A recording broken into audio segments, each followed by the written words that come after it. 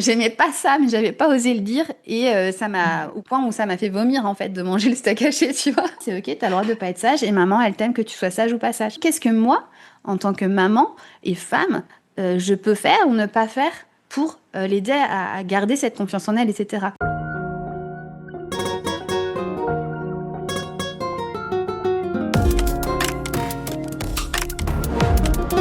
Mauvaise compagnie, les conversations de mauvaises filles qui réveillent.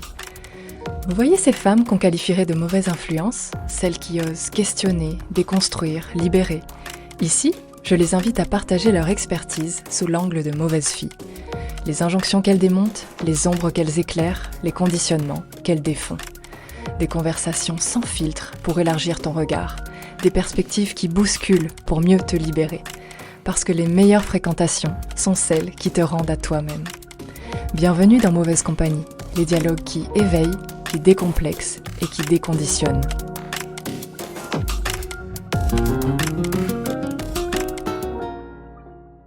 Bonjour Alexandra. Salut! Je suis vraiment très très contente de t'accueillir dans ce podcast. Merci beaucoup. Pour les auditrices, je t'ai découverte sur Instagram et ce que j'ai tout de suite aimé, c'est vraiment cette capacité que tu as à te questionner et à chaque fois aller chercher vraiment ce qui est inconfortable pour te remettre en question en tant que maman. Et j'ai trouvé ça hyper inspirant, donc je suis très honorée de te recevoir. Merci. J'ai décidé de mettre en place un petit rituel d'entrée, de conversation pour mieux connaître mon invité avec un vrai filtre mauvaise fille. Est-ce que tu es prête? Bien sûr, j'adore ça. Alors, il y aura 3 questions. Ma première question, c'est de quoi dit-on que tu es trop ou pas assez? Alors, je vais détourner un peu la question, évidemment, hein, puisque Évidemment. voilà, je suis pas très très sage. Euh, En fait, j'ai pas souvenir, si tu veux, qu'on m'ait dit, en tout cas de manière suffisamment répétée pour que ce soit quelque chose que j'intègre en mode je suis trop ceci, je suis trop cela. J'ai pas souvenir qu'on m'ait dit que j'étais trop ceci, trop cela. Euh, je pense parce que pendant une grande partie de ma vie, bah, j'ai été la petite fille justement sage, qui faisait tout ce qu'on attendait d'elle. Par contre, on va y revenir, hein, je pense, un peu plus tard dans l'interview, mais par contre, aujourd'hui, au vu de mes derniers choix professionnels qui sont pas toujours compris de mon entourage, je pense que certains se disent que je suis peut-être pas assez sage et un petit peu trop libre aujourd'hui. Hmm. Ok, merci pour cette réponse. Deuxième question, quelle est l'injonction qui te révolte le plus? Alors, il y en a beaucoup, mais je pense que celle qui me révolte le plus, qui est jamais dit explicitement comme ça, c'est sois conforme. Et en préparant cet entretien, je me disais, bah, d'ailleurs, toutes les injonctions dont je parle sur mon compte Instagram, et on va en reparler aussi aujourd'hui, sois belle, sois jolie, sois polie, en fait, ramènent à cette injonction plus générale qui est sois conforme.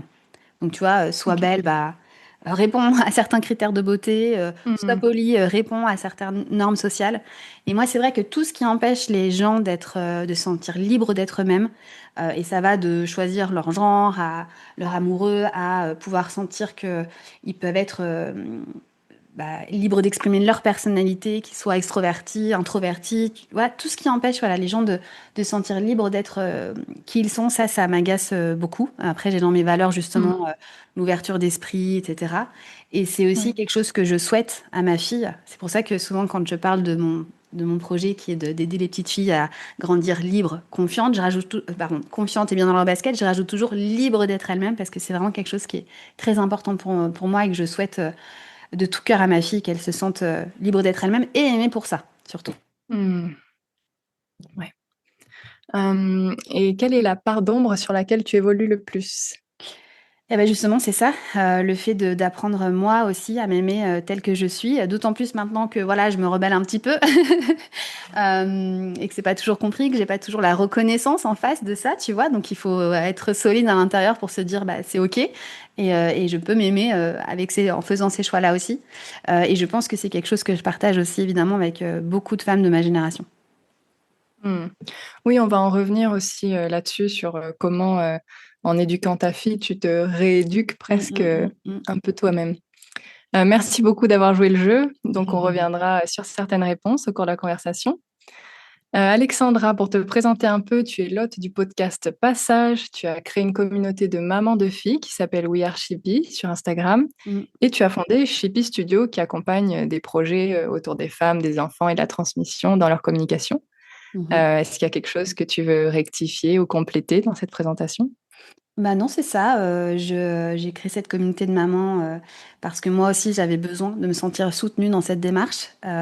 Et puis, sur les projets que j'accompagne, c'est aussi justement de leur apprendre à avoir une communication un peu moins sage, Mm. un petit peu moins policée, dire vraiment ce qu'ils ont envie de dire, se sentir libre de s'exprimer, justement.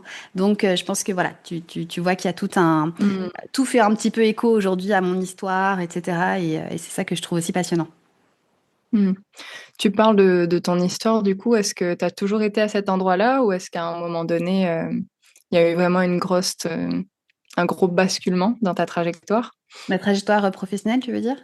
Ouais, ta Ouais. trajectoire professionnelle. Ouais. Bah moi, j'ai vraiment un parcours très bon élève, classe préparatoire, institut d'études politiques.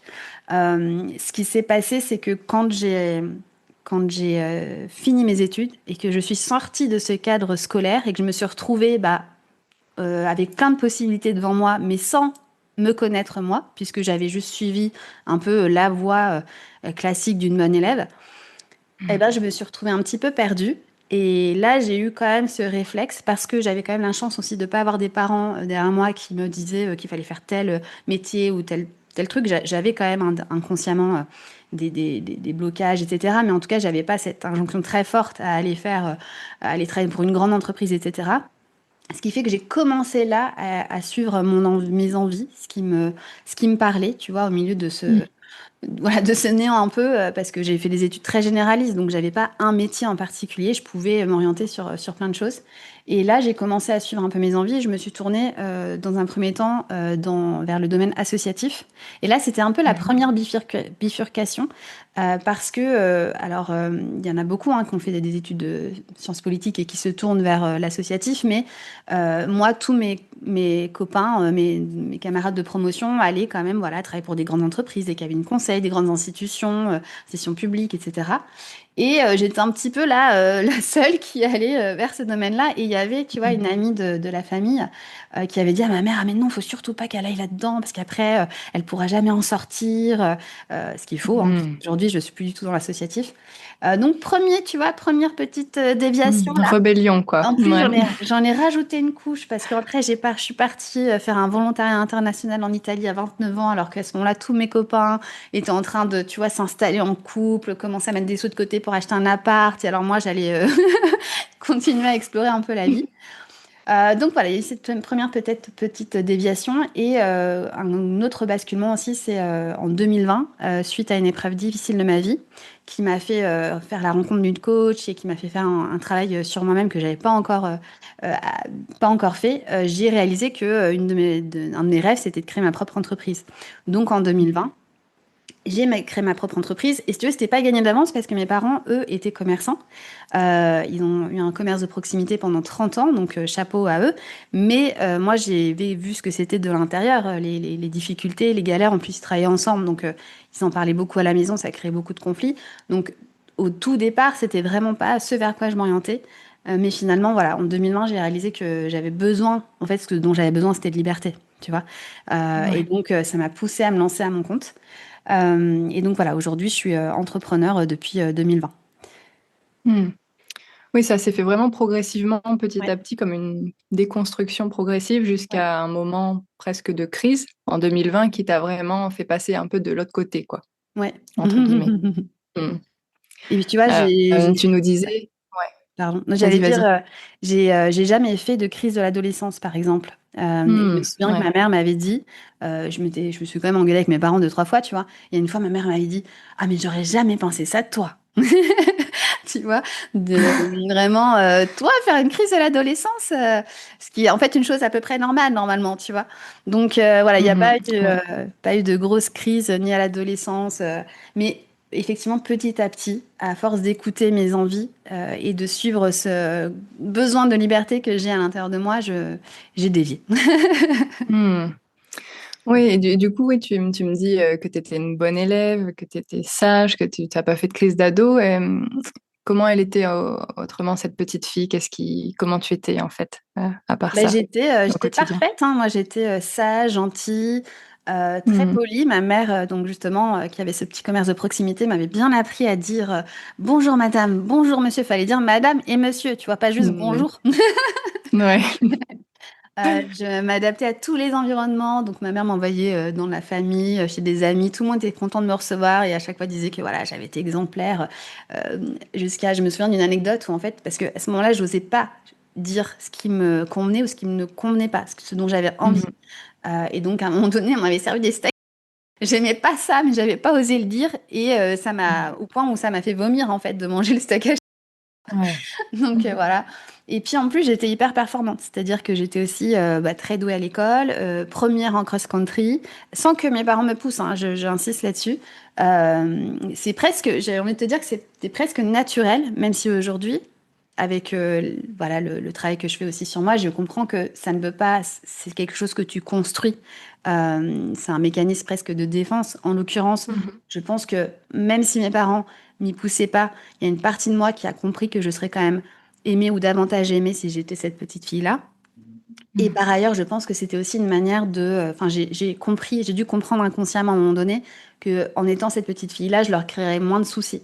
Vu que, comme j'ai expliqué, il y en avait pas mal avec ce commerce. Donc Ouais. voilà, c'est quelque chose qui vient aussi du fait que je pense que naturellement, je suis aussi quelqu'un de curieuse, de volontaire, etc. Que j'avais aussi des parents qui m'ont beaucoup soutenue dans tout ce que je faisais. Ma mère, c'était vraiment la maman qui, la veille d'une course à pied, te prépare les pâtes pour être sûre que tu es dans les meilleures conditions mais te pousser à être la première du tout, tu vois, mais vraiment, voilà, de soutenir. Et donc, du coup, voilà, je pense que c'est quelque chose que j'ai effectivement co-construit avec mon environnement familial et puis les injonctions de la société, évidemment. Oui, et justement, puisque tu m'avais dit l'autre jour que tu avais un frère et qu'il était différent de toi, comment tu expliques du coup, si vos parents n'étaient pas non plus très poussifs, comment tu expliques que toi, contrairement à ton frère, tu as adopté une voie un peu plus sage? Est-ce que tu penses que c'est lié au fait que tu étais une femme, enfin une fille, une petite fille? Comment tu expliques ça? Je sais pas si c'était sans doute que ça y joue un peu, mais tu as aussi dans des familles, je pense, l'inverse, où c'est le garçon qui emprunte la voie sage et l'autre qui se rebelle. Hmm. Ouais. Je saurais pas te dire exactement qu'est-ce qui a fait que moi j'ai pris cette voie-là et mon frère un peu plus la voie de la rébellion.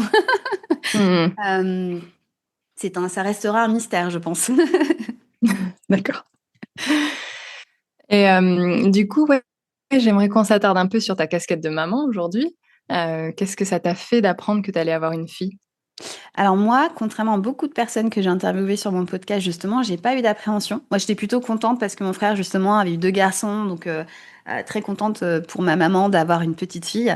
Euh, Ouais. Moi, c'est venu, tous ces questionnements-là, ils sont venus après. Donc après la phase aussi où les premiers mois où tout ce qui t'importe c'est que ta fille survive, tu vois.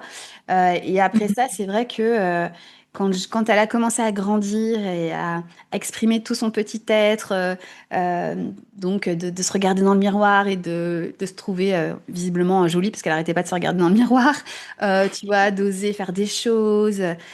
C'est là où j'ai commencé à me dire, mais attends, combien de temps ça va durer cette histoire? Combien de temps elle Hmm. va avoir confiance en elle, s'aimer, puisque moi en parallèle, bah, je faisais une thérapie justement pour apprendre à m'aimer, grosso modo, hein. J'avais Hmm. toutes les semaines au téléphone mes copines qui me racontaient leurs déboires professionnels, amoureux, et souvent derrière ça, il y avait quand même aussi un manque de confiance en elle. Évidemment, c'était pas que ça, mais il y avait ça aussi. Et c'est là où j'ai eu Ouais. un jour dans mon salon ce truc de me dire, mais attends, mais qu'est-ce qui, qu'est-ce qui va faire qu'à un moment donné tout ça va s'arrêter? Qu'est-ce que moi, en tant que maman et femme, je peux faire ou ne pas faire pour l'aider à garder cette confiance en et j'ai Hmm. commencé même à me poser des questions du type, mais est-ce que c'est OK si je me maquille devant elle, si je me pèse devant elle? Et là, donc voilà, Hmm. Ouais. tout est venu d'un coup. Et c'est pour ça que Ouais. j'ai créé notamment le podcast, parce que j'avais ces questions-là, mais pas de réponse. Et j'avais envie d'aller chercher les réponses auprès d'experts de différents domaines. Oui, c'est ça. Donc, à partir du moment où tu as eu un peu cette prise de conscience, tu as commencé à t'entourer pour avoir des réponses et à cheminer avec cette nouvelle conscience, en fait. Ouais, tout à fait. Mm. Et comment tu as embarqué un peu ton conjoint là-dedans, et le reste de ta famille? Alors, mon conjoint, c'est une question, tu sais, qui m'est souvent posée. Comment Ouais. faire pour que nos conjoints... et moi, si tu veux, j'ai créé un podcast sur le sujet. Donc, il devrait être à fond derrière moi, on est d'accord. Mmh. Il Ouais, devrait ouais. écouter tous mes podcasts, il devrait regarder tout. Bah non, rien du tout. Et c'est pour ça aussi que j'ai décidé de m'adresser aux mamans. C'est qu'aujourd'hui, c'est elles qui prennent l'initiative sur ces sujets. Peut-être aussi parce que c'est ces sujets-là que, enfin, elles les vivent dans leur chair, elles ont été des petites filles, elles sont des femmes, donc elles comprennent mieux. Mmh. Donc aujourd'hui, ma méthode, c'est plus de lui montrer, enfin, je lui parle hein, de certains sujets, je lui montre comment je fais, et en fait, j'ai quand même la chance d'avoir un partenaire qui est très ouvert d'esprit et qui va se remettre en question, et qui, à force de m'observer et de voir comment je fais, bah, juste va euh, copier, en fait, tu vois. Donc ça se Mmh. passe plutôt comme ça. Et la Ouais. famille, alors la famille, c'est un grand sujet. Là aussi, c'est un grand Ouais. sujet pour beaucoup de parents qui essayent d'éduquer leur enfant différemment. Ouais. Euh, ils savent, mais sans trop s'y intéresser, que je construis tout ce que je construis là. Mais je leur envoie des messages de temps en temps. Donc, par exemple, l'année dernière à mon Noël, on leur envoyait un message pour leur expliquer qu'on apprenait à notre fille les bases du consentement, que comme c'était des personnes proches d'elle, qu'elle aimait, c'était important aussi qu'ils jouent ce rôle-là. Donc, de respecter le fait, par exemple, qu'elle ne veut peut-être pas leur faire la bise pour dire bonjour. Mmh. Récemment, je leur ai aussi dit que bah, on essayait d'être dans une démarche un peu moins genrée en termes de, par exemple, de jouets qu'on lui met à sa disposition ou de vêtements. Donc peut-être à se calmer sur les licornes parce que depuis qu'elle est née et que je lui ai acheté un doudou licorne, tout le monde lui achète des licornes. Mmh. La famille, j'essaye de les embarquer progressivement voilà, en leur envoyant des messages, en ayant quelques conversations. Mais c'est dur hein, parce que il y a tellement de choses à déconstruire que bah, nous, déjà en tant que parents, c'est pas facile. Ça nous demande de l'entraînement, de se questionner. Eux qui voient nos enfants pas forcément tous les jours, bah voilà, c'est difficile. Ma mère, elle sait que je veux pas qu'on dise à ma fille tout le temps qu'elle est belle et que je veux qu'on mette en avant d'autres qualités. Mais comme moi, parfois ça lui échappe et parfois ces réflexes, elles reviennent et donc c'est pas toujours évident. Mmh. Mais voilà, j'ai quand même la chance d'avoir une famille assez ouverte d'esprit, donc qui essaye. Ouais. Mais du coup, ouais, j'imagine que ça doit être assez, inconfortable pour toi puisque, tu disais que bon après tu avais horreur de du fait de se conformer, mais pendant un long moment, tu as été un peu cette personne sage, donc te positionner pour ta fille te demande sûrement aussi toi Ah de oui. vraiment Ah tenir oui. et Ouais. peut-être d'entrer dans le conflit, j'imagine des fois. Bah, il y a des fois, oui, mais c'est surtout que, comme tu le dis, il faut rêver, enfin, il faut déjà déconstruire un petit peu la petite fille sage en soi, qui ose pas déranger. Euh, Mmh. pour donner une anecdote, une fois, il y a un inconnu qui a filmé ma fille dans la rue. Et à ce moment-là, c'est vrai que j'avais pas encore conscience de tous les enjeux autour de la pédocriminalité, voilà, j'étais un Mmh. peu Ouais, insouciante. ouais. Mais, pardon, il y a quand même une partie de moi qui sentait que c'était pas normal, en fait, tu vois, mais qui a pas osé aller lui dire. J'ai pas osé aller lui dire, mais non, en fait, vous avez pas filmé ma fille. Parce que imagine, en fait, il le faisait pas. C'était juste un touriste qui filmait la fête. Et puis il trouvait que ma fille. Je sais pas, tu vois. J'ai eu peur Mmh. d'aller le faire se sentir mal. Alors ça, c'est encore un autre truc des filles, tu vois.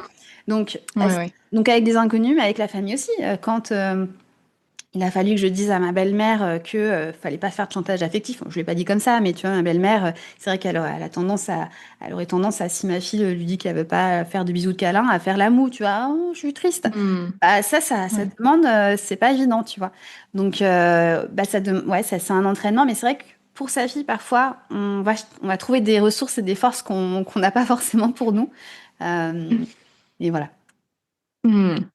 Oui, je pense que je vais revenir un petit peu là-dessus, après.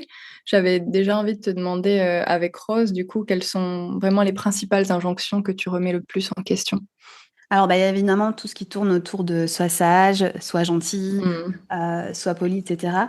En fait, la société va apprendre à ma fille à être sage. Déjà maintenant parce que c'est un enfant et que on attend. Alors que c'est le contraire d'un enfant. Un enfant n'est pas sage au sens où les adultes l'entendent. Les adultes attendent des enfants qui soient calmes physiquement, tu vois, qui bougent pas Ouais. trop, qui Mmh. crient pas trop. Mais un enfant, c'est justement, lui, c'est un enfant, il bouge et s'exprime fort, tu vois. Euh, Mmh. Donc là, parce qu'elle a un enfant, mais aussi parce qu'elle est une fille, et bientôt parce qu'elle sera une femme. Tu vois, je pense souvent à cette députée, il y en a d'autres, hein, mais la députée Sandrine Rousseau qui s'exprime très très fort à l'Assemblée nationale et qu'on traite d'hystérique. Tu vois, donc je Ouais. sais que la société va apprendre à ma fille à être sage, à être gentille. Donc moi, je lui montrer que elle peut être autre chose que ça et c'est OK. Donc je vais jamais lui Hmm. dire sois sage, sois gentille. Ça veut pas dire que je la laisse tout faire. Non, je vais plutôt lui expliquer euh, ce que j'attends d'elle dans un certain contexte, donc peut-être de parler moins fort parce que là on est dans un train, il y a d'autres personnes, tu vois. Mais je vais Mhm. vraiment éviter de formuler les choses de la manière, enfin, sous forme d'injonction justement, sois sage, sois gentil. D'accord. Je lui Ouais. dis souvent que c'est ok, elle a le droit de pas être sage. C'est un Hmm. truc que j'ai jamais entendu moi de ma vie, hein. Moi Et moi non je vais plus. lui dire c'est ok, t'as le droit de pas être sage et maman elle t'aime que tu sois. Hmm. Évidemment, je la laisse exprimer aussi toutes ses émotions, notamment la colère. Moi, je sais ce que c'est que de ne pas savoir exprimer sa colère et Ouais. là où ça peut t'emmener, tu vois. Donc moi, ma Mhm. fille, quand elle est en colère, je dis, bah toi, tu sais exprimer ta colère, hein. Bon, si on est dans un espace public, je vais dire, bah viens, on va aller, on va emmener ta colère ailleurs et puis on va essayer de se calmer, tu vois. Mais je lui montre que la colère, par Mhm. exemple, c'est une émotion qu'elle a le droit d'exprimer. Euh, Ouais. voilà, donc il y a toutes ces injonctions-là, la politesse aussi. Alors ça crée beaucoup de débats sur les réseaux sociaux parce qu'en France, on Ouais. est quand même à fond sur la politesse et on veut que les enfants, Mhm. tôt, ils soient polis. Alors que Ouais. nous-mêmes, on n'est même pas capable de l'être. Tu vois, justement, sur les réseaux sociaux, quand on entre en débat avec des gens, on peut vite ne pas être très poli. Mhm. Et donc, moi, je sais en plus maintenant, en m'intéressant aux neurosciences, que quand ma fille, elle se cache dans mes bras et elle dit pas bonjour quand on rencontre quelqu'un, même si c'est quelqu'un qu'on connaît, c'est pas de l'impolitesse. C'est juste que son cerveau, son système nerveux, pardon, il est plus en mode qu'est-ce qui se passe? Est-ce qu'il y a un danger ou pas? Et donc, elle prend son temps, en fait, pour pouvoir identifier ça, tu vois. Et donc, je la laisse Ouais. faire ça et juste, moi, je lui montre que moi, je dis bonjour. Je modélise, en fait. Et je Ok. l'invite aussi à peut-être faire un check, mais jamais en la forçant, tu vois. Donc ça, c'est aussi une Mhm. question que je remets en question. Et par ailleurs, ma fille, à plein de moments, dit bonjour, dit merci, etc. Mais il y a des moments où elle le dit pas et c'est OK. Ouais. En Ouais, fait, oui, ce que tu vas faire en premier, c'est que tu vas d'abord privilégier sa sécurité, donc exactement. émotionnelle, de là, Mm. je me sens pas prête à faire la bise et encore moins à faire un câlin ou quoi que ce soit. Et ensuite, tu vas lui expliquer enfin, les codes, j'imagine, de la société, tout en lui permettant quand même, quand elle en sort, de vivre ses émotions et Ouais, ses écarts, quoi, tout en ouais, lui expliquant et en modélisant un peu ce qui est attendu d'elle, ouais. mais en validant aussi ce qu'elle ressent. Je, Ouais. il y a cette citation qui m'a marquée, qui est une citation suédoise, que je vais pas te dire en suédois évidemment, mais c'est si je prends soin d'elle, le reste suivra. C'est-à-dire que si tu prends soin de ton enfant et que justement tu respectes ses besoins émotionnels, que tu fais en sorte qu'il se sente en sécurité, en confiance avec toi, le reste, Mhm. si toi aussi tu modélises les comportements qui sont attendus dans notre société, il va y arriver à un moment donné, tu vois. Et donc, Mhm. en fait, c'est juste un autre chemin. On a tous le même but, hein, que, ce soit des êtres qui puissent coopérer, respecter un certain nombre de règles. C'est juste le chemin pour y arriver, il peut être différent que ce que nous, on a appris. Ouais, c'est super intéressant, je trouve, de faire cette distinction et cette nuance-là. Mm. J'avais entendu aussi, enfin, j'avais vu sur les réseaux que ce que tu demandais souvent à ta fille, c'est qu'est-ce que dit ton corps? Ouais. Et pour moi, ça, c'est vraiment essentiel et je me le dis tous les jours et même à mes clientes. Et du coup, est-ce que tu peux nous en dire plus? Est-ce que tu as Ouais. des anecdotes autour de ça? Ouais, en fait, moi, je pense que j'aurais peut-être besoin de suivre ton programme, tu vois. Je pense que je suis quelqu'un qui a encore beaucoup dans sa tête, pas encore assez connecté à mon corps, mais j'ai cette conscience-là et de plus en plus, j'y arrive. Euh, Mhm. et donc, c'est hyper important pour moi aussi que ma fille sache très tôt le faire. Et les enfants savent naturellement le faire, en fait. C'est plutôt que nous, on leur apprend à... Enfin, comment dire? Euh, pardon. C'est plutôt On que projette nos peurs, peut-être, ouais, bah, sur. ils savent le faire et nous, comme Mm. à force de les empêcher d'écouter leurs ressentis, bah, ils s'en déconnectent, tu vois. C'est ce qui s'est passé Mhm, pour nous. complètement. Donc, Ouais. effectivement, j'avais lu cette petite phrase de Louise Cardon-Coff que j'ai aussi interviewée dans mon podcast qui a le compte Petite phrase à leur dire, donc voilà, invité à demander à son enfant qu'est-ce que ton corps te dit dans différentes situations. Donc, ça peut être, par exemple, quand quand il fait froid et que ma fille ne veut pas mettre son manteau, bah déjà, je la force pas. Euh, Mhm. mais par contre, je vais lui dire, mais est-ce que tu es sûr que ton corps, il a pas froid? Et, écoute ton corps, t'es Mhm. sûr qu'il a pas froid? Tu vois, des choses comme ça. Euh, Ouais. ah, ton corps te dit qu'il a plus faim. Alors, je le fais pas tout le temps, mais parfois je le fais, tu vois, même dans cette Ouais. situation-là. Et aussi, effectivement, donc ma fille, voilà, elle a tendance à avoir facilement chaud. Tu vois, l'autre jour, elle voulait pas mettre son pull Stitch que je lui ai acheté exprès dans le rayon des garçons parce que j'essaye, voilà, de varier les couleurs, etc. Que je pensais qu'elle adorait. En fait, elle m'a fait comprendre qu'elle le mettrait plus parce qu'il lui donne trop chaud. Et ben, tu vois, je l'ai Ok. pas, j'ai respecté. Tant pis, le pull, on le mettra plus. En fait, ce qui est important, c'est de Mhm. respecter son ressenti. S'il y a une Ouais. étiquette qui la gratte, évidemment, je pense que tout le monde aurait ce réflexe-là. Mais vraiment, c'est dans l'idée de, on va enlever l'étiquette parce que tu dis que ça te gratte. Eh ben, si ton corps t'a dit que ça te grattait, ben, il faut faire quelque chose, tu vois. Hmm. Je sais pas si c'est bien expliqué là, Oui, mais. oui, oui, mais je trouve ça super intéressant parce que, enfin, généralement, quand on essaye de transmettre des choses à notre enfant sur le corps, on part surtout du regard. Par exemple, apprendre à sa petite fille à se trouver belle, à se regarder. Et ce que j'aime dans ce que tu dis et ce que je trouve super important, c'est de repartir du ressenti, en fait. Mm, Avant de partir du regard, juste ressentir comment on se sent à l'intérieur avec ce corps. Et ensuite, on posera peut-être nos yeux sur notre corps, mais d'abord sentir notre mm, corps, tu mm, vois. Je mm. trouve ça vraiment Ouais, hyper essentiel dans ce cheminement. Ce ouais. qu'on n'a pas appris, nous, puisqu'on est toujours en train de nous regarder plus que nous ressentir. Ouais, ouais, ouais. Ben, je pense qu'il y a encore beaucoup de choses à faire, hein, mais effectivement, ça, c'est un bon point de départ. Et sur le corps aussi, ce que je voulais te partager, c'est en fait, à travers l'apprentissage du consentement, dans une perspective enfin, de peut-être la protéger de possibles violences sexuelles. Donc, je lui Mhm. apprends quelles sont ses. Ma fille, elle a 3 ans, elle sait te dire ses 5 parties intimes et que personne n'a le droit d'y toucher. Parce que, tu vois, je lui lis des livres Hmm. comme ça. Là, c'est Mon corps de Mylène Chapiron. Euh, Ah, ok. ouais. Et en fait, à travers cet exercice-là, je trouve que c'est aussi une manière de lui faire prendre conscience que son corps, c'est quelque chose de précieux. Et souvent, c'est justement ces livres-là, c'est ce qu'ils disent, ton corps est précieux, il t'appartient, personne n'a le droit d'y toucher. Et je trouve que au-delà de la prévention des violences sexuelles, c'est vraiment une magnifique opportunité de leur apprendre Hmm. à respecter leur corps. Ouais. Et je trouve que ça participe aussi de cette logique-là de, voilà, de aussi être connecté à son corps, ne pas avoir honte de partie de son corps. Ma fille, elle sait dire aussi, enfin, vulve, le mot vulve, que moi j'ai mis 38 ans à dire, Hmm. justement. Tu vois? Un mot qu'on entend très peu en plus. Non, non, mais voilà, Ouais, elle sait ouais, dire ouais. vulve, elle sait dire pénis, elle parle pas de sa Hmm. zézette. Parce que Ouais, pareil, encore une fois, dans une logique de prévention des violences sexuelles, c'est mieux que les enfants sachent dire ces mots-là. Mais ouais. aussi, finalement, c'est aussi une manière de leur montrer qu'il n'y a pas de tabou autour de ces parties-là et autour de leur corps en général. Hmm.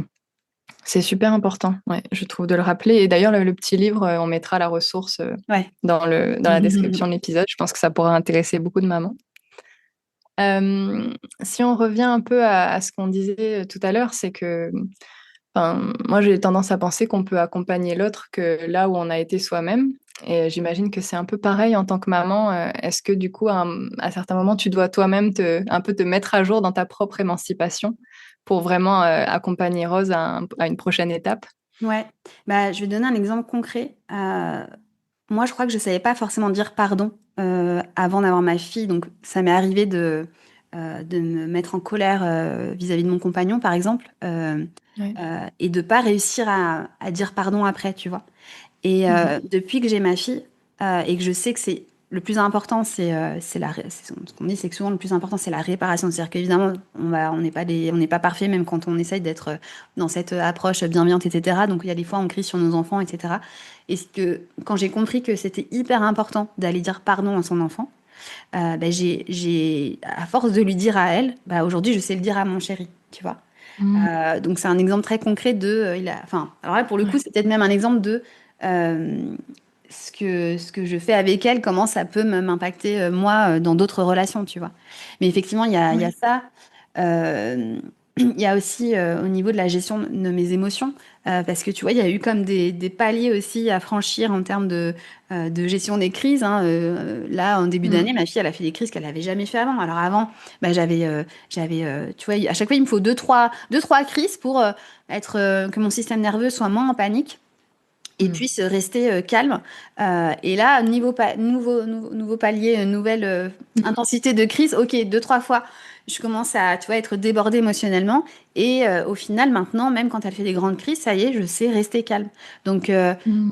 j'ai plus l'impression que là, que je te donne des exemples où en fait, j'évolue en même temps, tu vois. Ouais, C'est pas ouais. genre, ok, il faut que moi je change et puis après, je vais pouvoir, tu vois, faire différemment Mm. avec ma fille. C'est en même temps que les choses se passent, je trouve.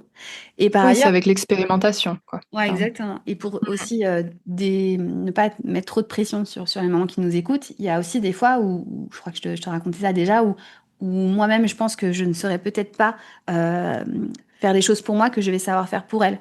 Peut-être que je vais pas encore oser dire que quelque chose me dérange parce que c'est pour moi, mais que pour ma fille, je vais être capable, comme je te le disais tout à l'heure, de mm. trouver les ressources et la force d'aller Ouais, dire non, ça c'est pas OK.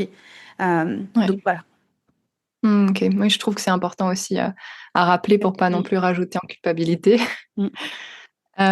Et est-ce qu'il y a des moments ou des situations où tu sens vraiment que pour toi, c'est encore difficile de tenir ce positionnement que tu as lié à la liberté, à la non-conformité, à l'émancipation?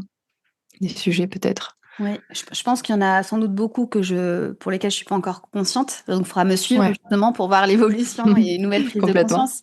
Mais Ouais. je pense que sur l'apparence, j'ai encore pas mal à déconstruire puisque c'est vrai que moi, j'ai une maman pour qui l'apparence est quand même assez importante, qui va toujours s'apprêter. Tu vois, là, d'ailleurs, je me suis apprêtée pour ce podcast et qui va toujours, elle, s'apprêter Mm. aussi pour des réunions de famille, bon, parce qu'elle adore ça, tu vois. Mais c'est vrai que toute Ouais, petite, elle m'a prêté beaucoup. ouais. Donc, il fallait toujours que je sois la plus belle, quoi, tu vois. Et moi, Mm, j'ai eu mm, ce mm. réflexe-là. J'ai eu ce réflexe-là avec ma fille au tout début, quand elle est née, que les gens venaient la voir ou qu'on allait voir des gens. Je voulais qu'elle soit, euh, voilà, la plus belle possible, tu vois. En fait, Mm. je la trouvais tellement belle que ça partait aussi ça. Je voulais que les gens y voient à quel point elle était belle, tu vois. Et donc, c'était aussi des moments où je mettais une petite robe et j'appelais ma mère, ah, t'as vu comme elle est belle. Et ça, je déconstruis parce que c'est toutes ces petites choses-là qui enseignent aux filles au fur et à mesure que un des enjeux, un des plus grands enjeux qu'elles vont avoir sur cette terre, c'est d'être belle, tu vois. Donc, je Ouais, le déconstruis au fur et à mesure, mais je pense que j'ai encore peut-être voilà, des choses à changer à ce niveau-là. Euh, ouais. ouais. Oui, c'est déjà tellement bien de pouvoir le reconnaître. Mm. Et du coup, oui, par rapport à ce regard ou ces insécurités, toi, sur l'apparence, comment tu fais ben, concrètement pour essayer de pas les projeter sur elle au quotidien? Est-ce que tu as des petites astuces que enfin, pour te dire, hop, là, je me rectifie ou là, je change un peu ma manière de faire? Ouais. Euh, Par exemple, je vais quand même éviter de me peser devant ma fille. Je pense que Ok, tu peux, oui. hein. Attention, hein, je dis pas qu'il faut pas le faire. Mm. Tout dépend un peu du contexte et de tous les messages que tu envoies Mm. en général. Mais moi, je préfère éviter. Euh, Ouais. Après, tu peux le faire et expliquer que c'est pour ta santé, etc. Mais ça, je préfère éviter. Mais par exemple, tu vois, au niveau du maquillage, ce matin, j'ai fait différemment parce que c'est vraiment un questionnement, tu vois, comment parce qu'elle Mm. elle est très curieuse. Elle a ouvert ce matin, quand elle a vu que je commençais à maquiller, elle a ouvert mon placard, elle a commencé à tout sortir, à me poser des questions et tout. Et c'est vrai qu'à un moment donné, j'avais une tendance à essayer d'éviter le sujet, etc. Et là, en fait, je lui ai tout expliqué. Je lui ai expliqué pourquoi je me mettais du rouge à lèvres, etc. Mais en lui expliquant que j'arrêtais pas de dire, ah, ça me fait du bien, j'aime bien, ça me fait me sentir bien, tu vois. Mhm. J'essaye Ouais. d'éviter, par exemple, je vais éviter de dire c'est pour être plus jolie. Je l'ai fait à un moment donné, puis en discutant justement avec une experte sur mon Mm. podcast, j'ai compris que c'était peut-être pas la meilleure des choses. Donc, voilà, tu vois, j'essaye de réajuster aussi au fur et à mesure de mes apprentissages. Mais là, concrètement, bah, je me suis dit, de toute façon, elle va être curieuse de ça, elle va vouloir, et puis en fait, on peut se maquiller. C'est pas, en soi, c'est pas problématique. C'est plus pourquoi on le fait et qu'est-ce qu'on transmet à notre fille à ce niveau-là, tu vois. Oui, ce que j'entends là dans ton exemple du maquillage, c'est plutôt lui montrer que tu vas pas te maquiller pour le regard des autres, mais pour te sentir bien toi, enfin Ouais, vraiment repartir toi de tes besoins plutôt que des attentes des autres, quoi. Donc ça ouais, change déjà vraiment le focus. Mm. exactement, ouais. Et du coup, bon, enfin alors on se rend compte que oui, tu te remets beaucoup en question, tu mets beaucoup de conscience sur les choses et à chaque fois tu évolues au fur et à mesure. Et enfin, comment tu fais des fois pour déculpabiliser aussi, parce qu'il y a des moments où bah, j'imagine que tu n'as pas non plus l'énergie Mm, mm. pour toujours rester dans ce positionnement-là. Donc, comment tu fais pour te déculpabiliser concrètement? Si tu le fais. Ouais. Alors de me dire que déjà, je fais mon max. Je pense que je fais beaucoup. Je peux remettre, Ouais. depuis je me remets en question. Mhm. J'essaie de revenir à mon intention. Mon intention de départ, c'est vraiment que ma fille grandisse bien dans ses baskets, libre d'être elle-même, confiante, heureuse. Euh, et, et tout ce que je fais va dans cette direction-là. Et même parfois, je me questionne par rapport à ça. Je me dis, attends, tu veux qu'elle soit heureuse pour toi être heureuse, pas avoir de soucis, ou pour qu'elle soit vraiment heureuse, tu vois? Donc j'en suis à tellement, Mhm. j'en suis à ce niveau-là de remise Ouais, en on n'en question. sort plus, quoi. Donc on n'en sort plus, mais en même temps, quand je me dis que je fais ça, je me dis, bah voilà, ton intention, elle est, même si parfois, peut-être c'est pour toi, tu sais quand même te remettre en question là-dessus. Donc ça va, c'est bon, t'en fais assez. Donc il y a Ouais. déjà ce Mhm. premier côté de, je sais que mon intention, elle est bonne, en fait. En tout cas, je fais en Ouais. sorte qu'elle soit bonne et juste pour ma fille. Et après, comment je fais? Bah, je pense que le fait de, voilà, me- le fait de lancer ce projet, ce podcast, ce compte Instagram, voilà, c'est aussi une manière de pouvoir échanger avec d'autres mamans qui elles-mêmes me font déculpabiliser. Il y a aussi beaucoup d'experts hein, qui nous font déculpabiliser. Donc il y a aussi cette initiative-là qui m'aide beaucoup. Et puis après, je fais une thérapie aussi à côté. Donc ouais. Mhm. Oui, t'es pas toute seule là-dedans, quoi. Euh, Dans les précédents épisodes, je parlais beaucoup des relations mère-fille et de comment ça se transmet de génération en génération. Est-ce que, par rapport à ta propre relation avec ta mère, est-ce que tu vois des choses que tu reproduis avec Rose ou au contraire que tu ne veux absolument pas reproduire? Tu en as déjà un petit peu parlé avant, mais est-ce que tu as d'autres exemples peut-être? Oui, bah, il y a vraiment ce rapport à l'apparence que j'essaye de ne Mm. pas reproduire. Ce Ouais. que j'essaye par contre de reproduire, enfin c'est pas que j'essaye, c'est que ça me vient naturellement, c'est ce que je t'ai partagé en introduction, c'est que le côté où ma mère voulait qu'on ait les meilleures conditions possibles pour s'épanouir, voilà, Ouais. c'est aussi quelque chose qui me vient naturellement. Mais par contre, je vais savoir aussi, pas tout le temps, mais j'essaye, et j'en ai cette conscience justement, respecter aussi mes besoins. Donc il y a Mhm. ma fille, mais il y a aussi moi hein, dans l'histoire. Et c'est Ouais. aussi important justement de lui montrer que je peux aussi poser des limites et que je peux aussi respecter mes besoins et lui dire, bah là en fait non, maman elle est trop fatiguée, elle peut pas te lire cette histoire encore 5 fois, toi, tu vois. Ouais. Et aussi, voilà, je fais pas, je pense peut-être à la différence de ma mère, il y a aussi ce regard des autres qui est quand même beaucoup moins important pour moi qu'il ne l'était pour elle et qui va aussi Mhm. influencer forcément différemment la façon dont je l'éduque. Voilà. Ouais. Et du coup, quelle relation mère-fille tu aurais envie d'avoir plus tard quand elle sera adulte? Est-ce que tu as une vision un peu idéale, Ouais, une alors projection? tout à fait. Et je veux juste revenir sur un point qui me revient aussi là pour la partie Ouais. déculpabilisation. Et de toute façon, ça fera la transition aussi avec ta question. Mais je pense que c'est aussi de se dire que tout ne repose pas sur nous et que notre fille, elle va aussi avoir sa part là-dedans, tu vois, son rôle à jouer. Mhm. Justement, parce que Ouais. sinon, ce serait lui enlever du pouvoir que de dire tout repose sur moi. Ma fille, j'essaye de lui donner des bonnes bases sur lesquelles après elle va pouvoir aussi construire son propre chemin. Elle aussi, elle va devoir se remettre en question. Et puis, je pense que, j'espère que ça va aussi faire un effet boule de neige où le fait d'avoir fait les choses un petit peu différemment avec elle que moi on a pu faire avec moi, bah après, ça va lui permettre voilà, de prendre enfin, pardon, c'est pas très clair là. Si, si, C'est t'inquiète clair? pas. Alors, je Oui, reviens. oui, ça l'est. Mm. Ouais, ce que je veux dire, c'est, je pourrais je te donne un exemple concret pour ça. Euh, Tu vois, par exemple, le fait d'essayer d'apprendre à ma fille à savoir à réagir si un jour quelqu'un lui dit qu'elle est pas belle ou qu'elle est moche, bah, je me dis Mm. que plus grande, voilà, elle aura une première idée de comment on peut se positionner par rapport à ça, et puis elle va savoir le Ouais. faire sur d'autres sujets. Tu vois, moi, je vais pas pouvoir tout contrôler, mais l'idée, c'est de lui donner des bases sur lesquelles elle va pouvoir construire tout ça. Euh, Mm, complètement. ouais. Et pour répondre à ta question de la relation idéale, il y a une citation aussi qui m'a marquée, hein, que j'ai lue un jour, qui était euh, t'as réussi ta vie quand tes enfants veulent passer leurs vacances avec toi. Bon, je pense que c'est Mm. à nuancer, mais moi, ce que j'en ai retenu, c'est effectivement, je souhaite de tout mon cœur que ma fille, elle ait plus tard aussi envie de passer du temps avec moi.